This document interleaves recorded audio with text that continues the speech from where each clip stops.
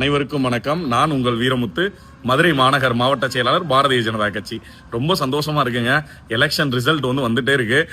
கிட்டத்தட்ட பாத்தீங்கன்னா திராவிட முன்னேற்ற கழகம் இந்த 5 ஆண்டுகள்ல மக்களை எவ்வளவு தூரம் ஓர வஞ்சகம் பண்ணி மக்களுடைய வாழ்க்கையை அழிக்கணும்னு நினைச்சீங்களோ அதற்கான பிரதிபலனை நீங்க அனுபவிப்பீங்க. வீடு வீடா தெரு தெருவா போய் சொன்னோம். அதே மாதிரி மக்கள் எல்லா பேருமே ஒரு மாற்றம் வரணும்னு நினைச்சிட்டாங்க. கட்டாயம் அந்த மாற்றம் ஈவினிங்குள்ள வந்துடும்.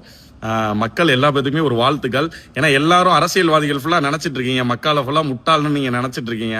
திராவிட முன்னேற்ற கழகத்தை சார்ந்தவர்கள் பாத்தீங்கன்னா இந்த 5 ஆண்டுகள்ல உங்க வீடு டெவலப் பண்ணிருக்கீங்க, நீங்க டெவலப் ஆயிருக்கீங்க. மக்களுக்கு ஒரு அடிப்படை வசதி கூட டெவலப் ஆகல.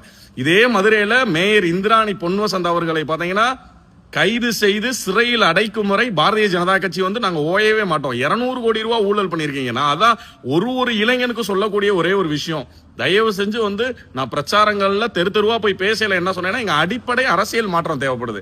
நம்ம எப்படி ஒரு ஜாப்புக்கு போறோம், மாசம் நம்ம கரெக்டா வேலைக்கு போறோம் அப்படின்ற மாதிரி அரசியல்ல எல்லா பேருமே பயணிங்க. இளைஞர்கள் எல்லா பேரும் இந்த கட்சி அந்த கட்சி எல்லாம் கிடையாது. உங்களுக்கு தெரியும்ல, உங்களுக்கு எது நல்ல கட்சின்னு தெரியும்ல. இப்ப நான் பாத்தீங்கன்னா, நான் பாரத பிரதமர் நரேந்திர மோடியை ரொம்ப பிடிச்சு, அண்ணாமலை அவர்களை ரொம்ப பிடிச்சு பாரதிய ஜனதா கட்சியில பயணிக்கிறேன்.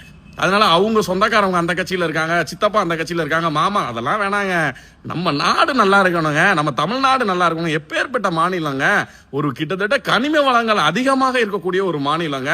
ஹச்எஸ் ரெக்கார்ட்ல இருந்து ஒருத்தன் வெளியே வர்றான், வெளியே ஜெயில இருந்து வெளியே நம்மளுடைய ஒரு தங்கைய பாத்தீங்கன்னா விடிய விடிய பாலியல் வன்புணர்வு, இயற்கை உபாதை கழிக்க சென்ற ஒரு பெண்மணியை விடிய விடிய பாலியல் வன்புணர்வு பண்ணி கழுத்திலே மிச்சு கொண்டிருக்காங்க. இது என்னங்க ஆட்சி?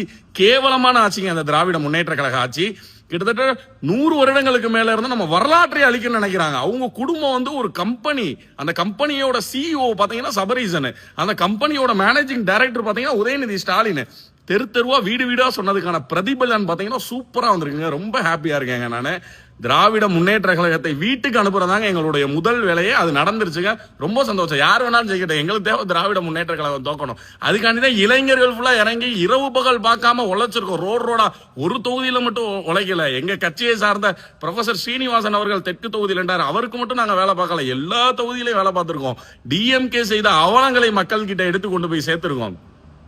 ரொம்ப இனி ஒரு விதி செய்வோம், விதியினை மாற்றும் விதி செய்வோம் அப்படின்றதுக்கு ஏற்ற மாதிரி இளைஞர்கள் எல்லாரும் அரசியல்களை பயணிக்கணும். நான் பிரச்சாரத்துல மைக்க புடிச்சாலே சொல்லக்கூடிய ஒரே ஒரு விஷயம், நீங்க மாசம் போய் ஒரு வேலைக்கு போறீங்க, குடும்பத்தை பாக்குறீங்க, அதே மாதிரி நீங்க நாட்டையும் பார்க்கணும், நம்மளுடைய மாநிலத்தையும் பார்க்கணும் அப்படின்றது அரசியல்ல எல்லாரும் பயணிங்க. எங்க அடிப்படை மாற்றம் தேவைப்படுது. இந்த கட்சியிலான அந்த கட்சி, அந்த கட்சியிலான இந்த கட்சி, மக்களை ஃபுல்லா ஏமாத்திட்டு இருக்கீங்களா? அப்பெல்லாம் விட மாட்டோங்க. நாங்க திராவிட முன்னேற்ற கழகத்தை சார்ந்தவர்கள் ரெடியா இருங்க. சரியா? நன்றி.